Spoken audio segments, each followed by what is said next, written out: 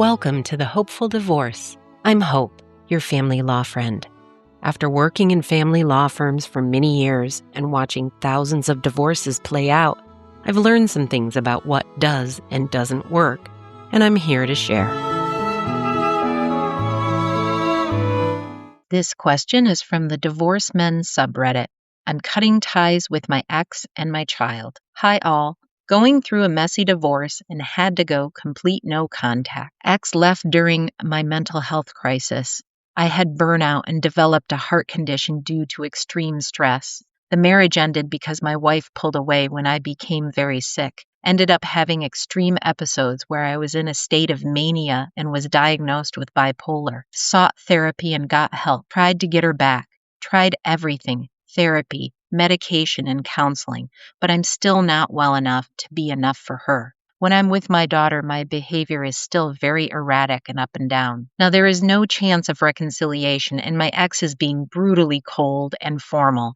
I've chosen to go completely no contact, including my child, who has probably been traumatized by my mental health episodes. At this point in my life, I think the best thing is to cut ties and let them live their lives, and me dedicate myself to healing, doing therapy, and getting my heart condition under control. It's sad, but I don't know why I feel so much better cutting ties, as I can't let my old life die. It feels too painful to keep one foot in with my child and have to interact with my ex when all I want is to reconcile and be a husband and father again. My ex doesn't want to do 50-50 parenting, and my daughter is a teen and doesn't really want to spend time with me, especially due to my mental health. And I cannot handle dealing with the divorce. It's so humiliating having to pay thousands a month and my ex living in my house, having access to our old life and me in a scrappy spare room. I am genuinely suicidal and seeking lots of therapy. Though I am very confident I don't want to harm myself, I feel the need to just shut down and switch off as the inevitable swinging axe of divorce massacres my life. So all this to say, I'm so devastated by this. It feels less painful to just walk away from it all. I hate myself for feeling that I wanted to put it out there to see if this is normal or if anyone has been through something similar. I feel like I've hit the F it button on my life right now. Oh gosh. Oh, what a tough situation. I am so sorry, sir. Bipolar disorder is not an easy condition to manage, and it sounds like you've got other health issues going on, and I am so sorry that this is so hard. I am glad that you are continuing to get therapy and get help. I think that is the most important part of everything that you have said. If you were saying you were going to just cut off all contact with your child and your ex and you weren't in therapy, I would be very afraid for you, because the suicidal ideation is real, and your brain has a way of tricking you into thinking that it would be better if you weren't around. And so I'm glad that you are taking medication and getting therapy and working on it. And there is nothing wrong with taking a break if that is what is best for your mental health.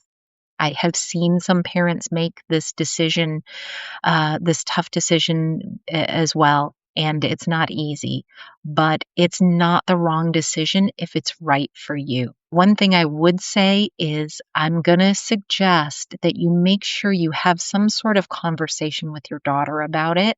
Don't just simply cut off all contact.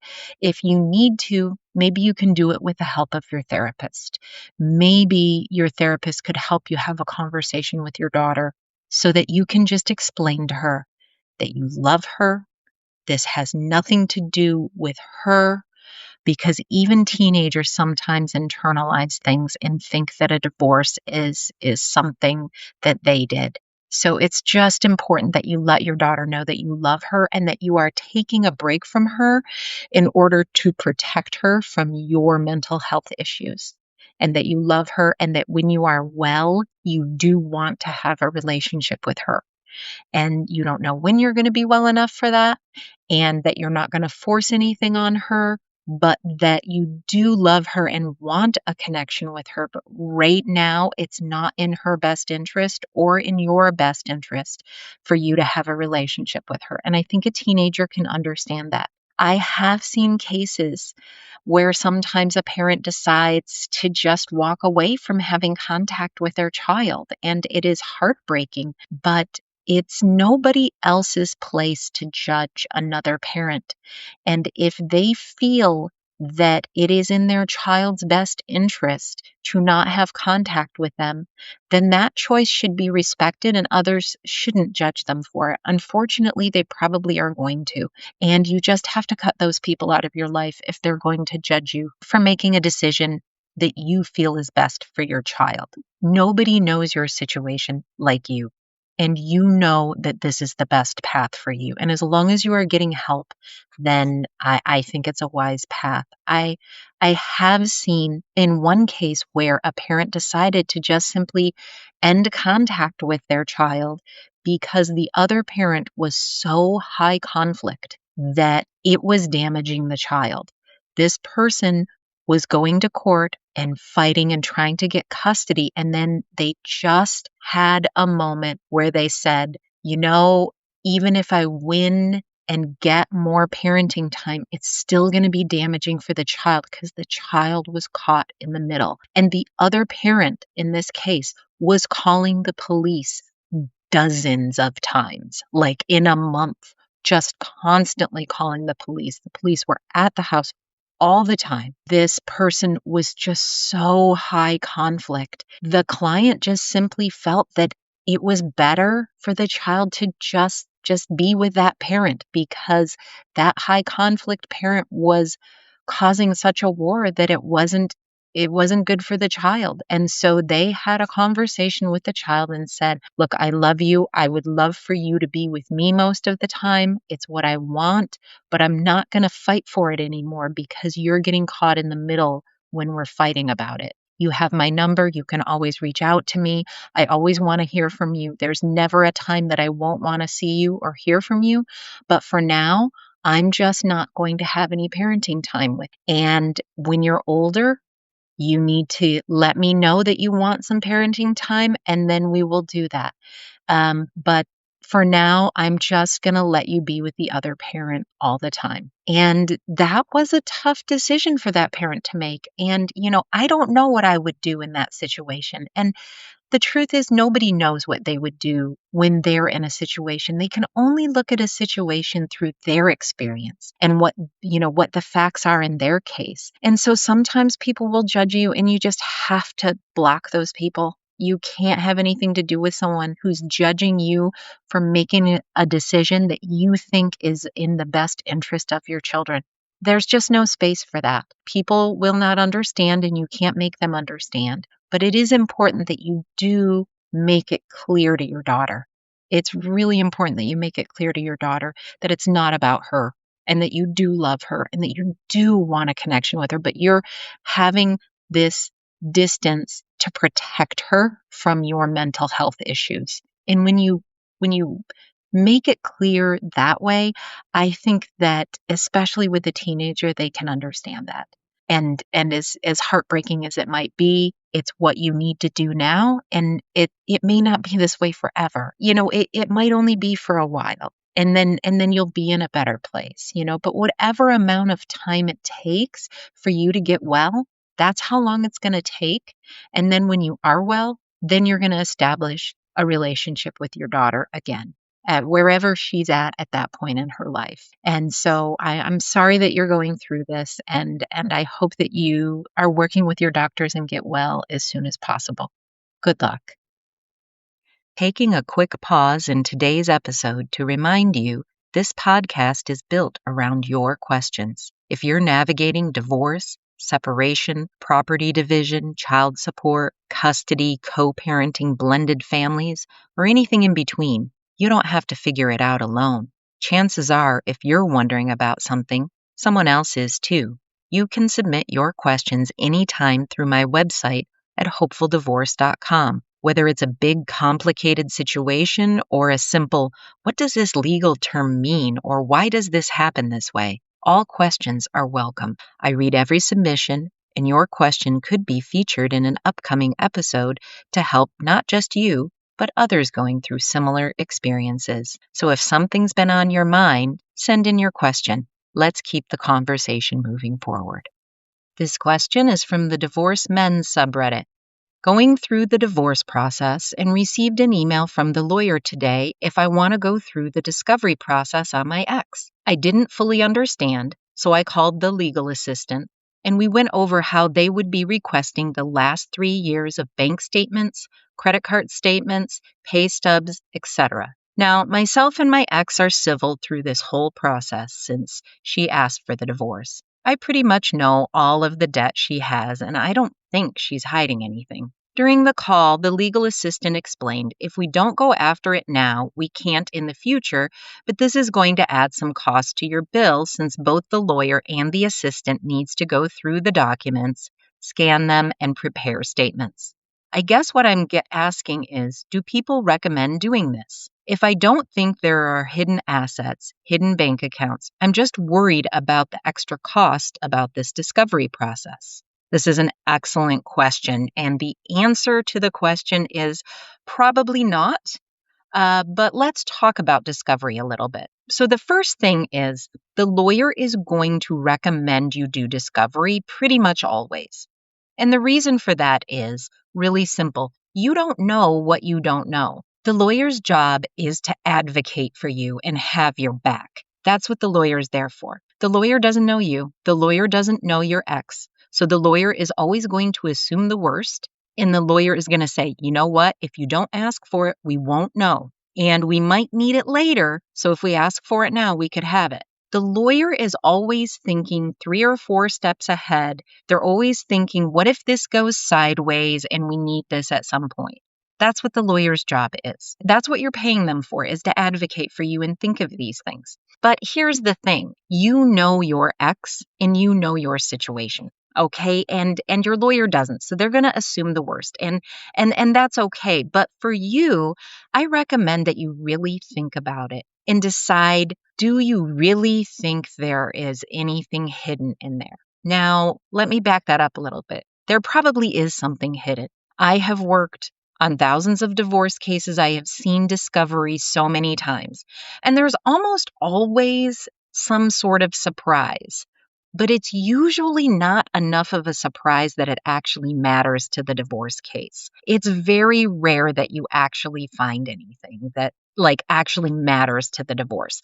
What tends to happen is you tend to find out that your ex spent some money on some dumb stuff that you didn't know about. Mild financial infidelity is somewhat common. In a lot of marriages, most people don't know every dime that their spouse spent, and you end up finding out that your ex, bought a new guitar that was really expensive and you thought it was used and from a garage sale, and it ended up being a really expensive guitar, that you never knew about. Or that's just like one example. Or you find out that the wife has been spending a lot of money on shoes or clothes, way more money than they had agreed to. And when you look at those credit card statements, or you find out that the husband has bought some drones, he spent $3,000 on a drone, and you didn't realize that. These are things that are maybe upsetting to you and emotionally, you feel betrayed by it or upset that they hid that from you. But when it comes to what would matter in court, it tends not to really matter that much. Spouses generally everywhere, they have a responsibility to each other to manage your money. It's called a fiduciary duty. And you have a responsibility to be smart and sensible with your marital assets. Okay, that's a general principle of the law. But what one person thinks is a dumb thing to do, like spending $2,000 on a guitar, for example, something like that, or buying a new bicycle that was really overpriced, something like that, some gadget, some toy, the court doesn't really care about. What the court considers, generally, of course, it depends on the facts of the situation and it depends on the jurisdiction, but what the court generally cares about are major breaches of fiduciary duty. So that would be if you had a gambling problem and you spent $50,000 and went into debt on gambling on sports. That would be a breach of financial duty. Okay. There are things like, having an affair partner and buying them a car, not just spending some money on your affair partner, like going out to dinner or hotel rooms, although, you could maybe get reimbursement for those things. But usually it doesn't amount to enough financially where it would cost you more to have the lawyer fight in court to get that reimbursement than it would actually be worth, because it's usually not that much money. So things like that, addiction, if they had a drug problem or an alcohol problem and they spent tons and tons of money, wiped out your savings on gambling or addiction, things like that. If that's going on. Okay, that if something like that is happening in your marriage before things ended, you would know. Even if they haven't come clean with you about it, if you check your gut, you would know if something major like that was going on. It's kind of like they say you want to hire a private investigator to find out if your spouse is cheating on you. They say you probably shouldn't even bother with hiring the PI because if it's at the point where you're willing to hire a PI to find out, you already know they're cheating on you. They almost always find out. They almost always find that evidence. And your spouse cheating on you is actually not really relevant in a marriage, only if they used major marital assets in that affair. That would be the only way that it would be relevant in most jurisdictions. I know in some places, infidelity might be a factor. In a few states, I think it might apply, but you would have to talk to the lawyer. Most everywhere, it just doesn't even matter. Okay. All that would matter would be the financial reimbursement for those things. And it usually has to be a major amount for it to be relevant. So, if there was something major going on, you would know that. And probably what you're going to find out, if you find out anything, is that your spouse spent some money on some things. Now, occasionally people will find that spouses were hiding money from each other. If it's like maybe the year before the divorce happens, sometimes spouses will do things like they'll take their paycheck and they'll have a small amount of money, like $500 out of each paycheck, be direct deposited into a separate bank account. And if you're not looking at their pay stubs, you can't find it. So occasionally people do sneaky things like that. Occasionally people rack up a bunch of credit card debt on things that you wouldn't have agreed to. And now that's considered part of the community debt.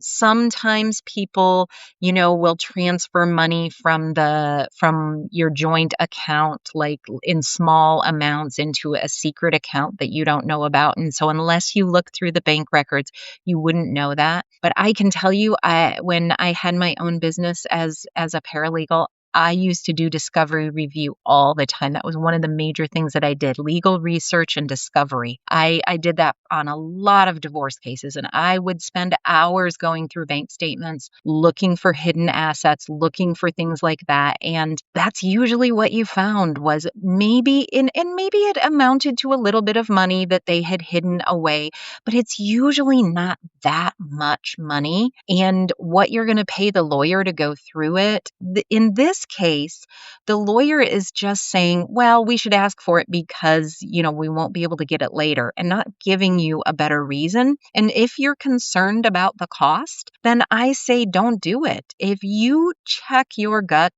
and you don't think there's anything, major, which you would know if there was something major. Is it possible that there's some dumb stuff? Yeah, probably. And maybe even a small amount, but usually you end up spending so much on the lawyers finding it and then going to court to order the equalization on it that it's not worth the headache to me. And I say that from having looked at so many bank records over the years.